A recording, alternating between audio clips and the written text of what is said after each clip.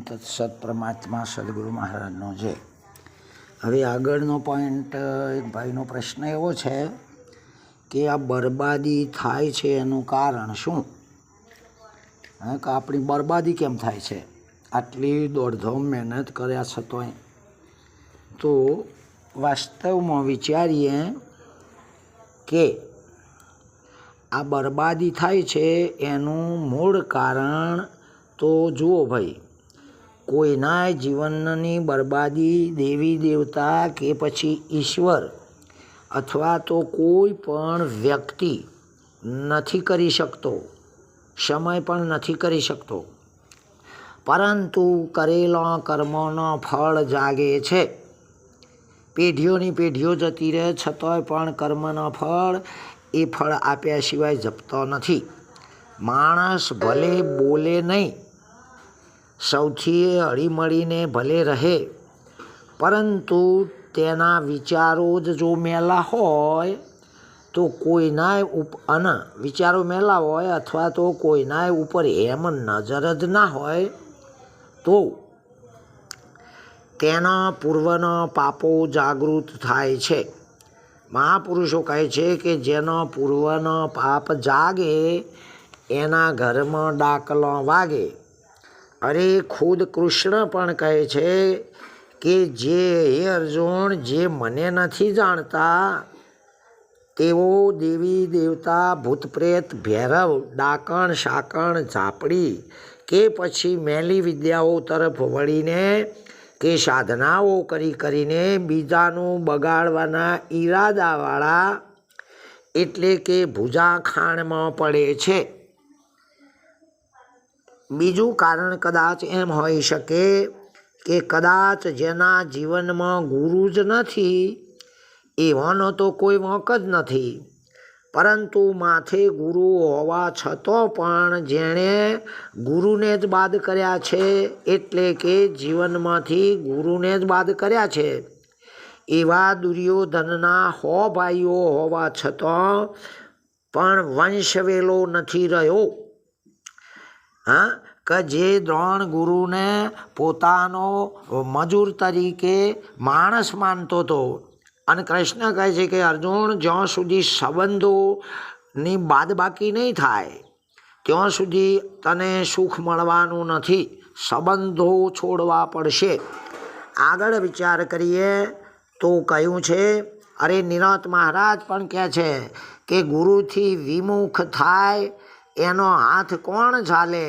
એ પોતાના આત્માની જ હત્યા કરી રહ્યો છે. કારણ કે એનો અર્થ એ થાય કે ગુરુથી અલગ પડે, દોઢો ફરે, એ પોતાના કુટુંબની બરબાદી પોતે જ કરે છે, પાયમાલી સર્જે છે.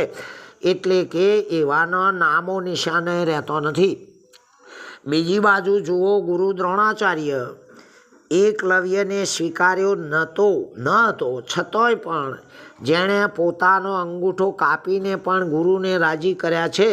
માટે એકલવ્યનો ભીષ્મ પિતા પછી બાણાવળીમાં બીજો નંબર છે. અર્જુનનો તો 6થો નંબર છે. આનું નામ ગુરુ કૃપા કહેવાય. પ્રીતમ સાહેબ પણ કહે છે કે ગુરુને દેખે જો માનવી વર્તે દેહ વ્યવહાર, કહે પ્રીતમ સંદેહ નહીં પડે નરકમાં ઝાર. અરે દુર્યોધન જેવો પણ ગુરુને ના માનવાથી 27માં રવો નર્કમાં એક સંડાસમાંનો કીડો બન્યો તો, આવું મહાભારત કહે છે. જેના જીવનમાં ગુરુ નથી આનો પ્રત્યક્ષ દાખલો મહાભારતના યુદ્ધમાં અર્જુનની જીત થયા પછી શ્રી કૃષ્ણ પરમાત્મા અર્જુનને નીચે ઉતારી દીધો રથમાંથી અને પોતે પછી ઉતર્યા. જેવા કૃષ્ણ નીચે ઉતર્યા તાત્કાલિક રથ અર્જુનની નજર આગળથી ભસ્મ થઈ ગયો, બળીને ખાક થઈ ગયો. અર્જુન કે આવું કેમ થયું? એટલે કૃષ્ણ બોલ્યા કે જેના રથમાં હું હતો એમ જેના જીવન રથમાં ગુરુ હોય તો કોઈની તાકાત નથી, કોઈ પણ આપણો વાળ તોડી શકે, ઉખેડી શકે. પરંતુ જેના જીવનમાં જ ગુરુની બાદબાકી છે એનું મુખ પણ જોવાથી બીજાને પણ પાપ લાગે છે, એના છોંયલે પણ જવાય નહીં.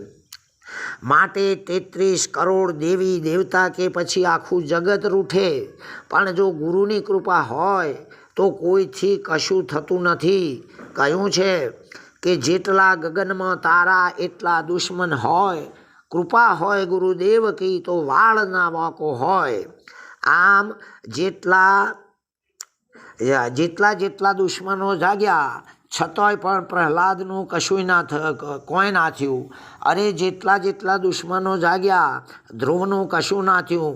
જુઓ, ગુરુની ભક્તિ એવી છે કે બધાય એના ચરણે પડે છે.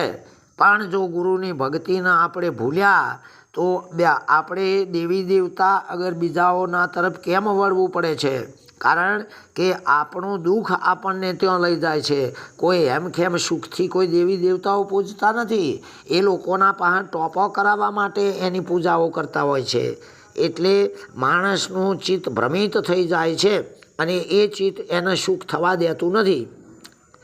ત્રીજું કારણ એ છે કે માણસ પોતાનું બોલેલું જ પોતે ફરી જાય.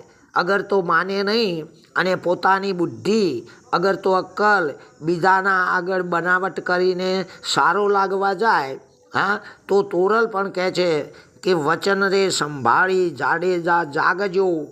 વચન ચૂકે 84માં જાય જાડેજા, વચન સંભાળી જાગજો. એટલે કે વચનથી તો આ જગત ટકી રહ્યું છે. વચનથી તો રામ કૃષ્ણ પૂજાય છે. અરે વચને પીર, વચને વીર, વચને આ બધો નીર ચાલી રહ્યો છે.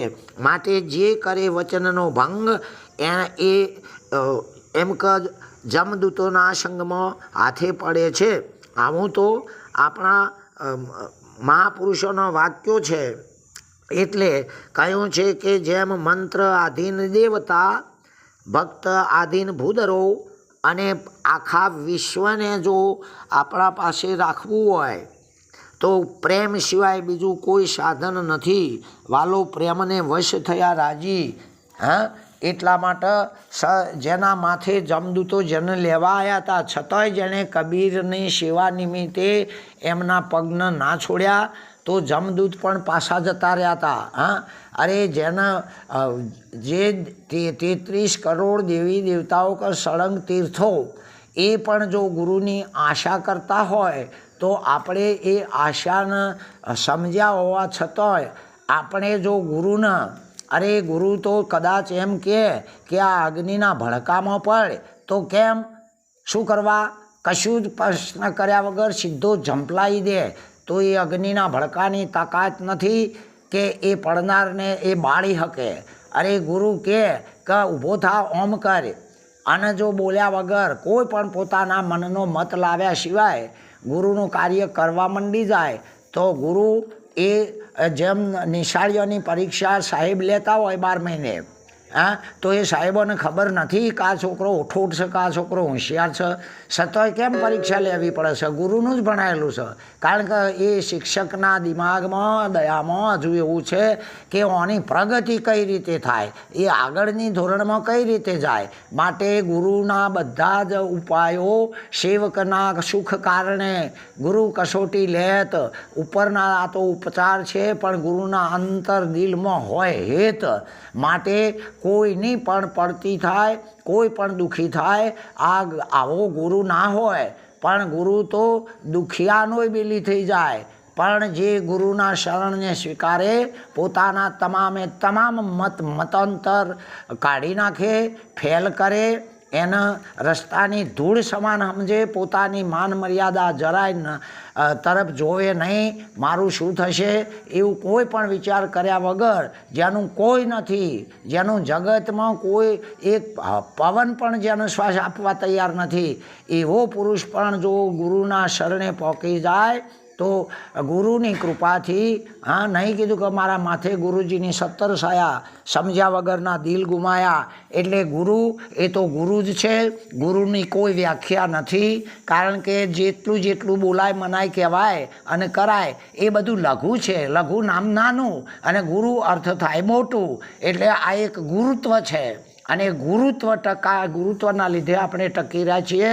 ગુરુત્વ ખસી ગયું, બસ આપણી નહીં, આપણા વંશવેલાની પેઢીઓની બરબાદી થાય છે. આ કોઈને ઠપકો નથી, આ કોઈના વ્યક્તિગત દોષ નથી, પણ એક કરુણાનો, સભ્ભર સાત્વિક ગુણનો આ લાગણી વશ થઈને મહાપુરુષો શાસ્ત્રોમાં આવું કહેતા હોય છે કે દરેકની ઉત્ક્રાંતિ થાવ, દરેકને શાંતિ થાવ અને દરેકની ભ્રાંતિઓનો નાશ થાવ. આ જ ઈચ્છા, આ જ લાગણી સદગુરુની હોય છે. ઓમ તત્સત. પરમાત્માએ સદગુરુ મહારાજનો જય.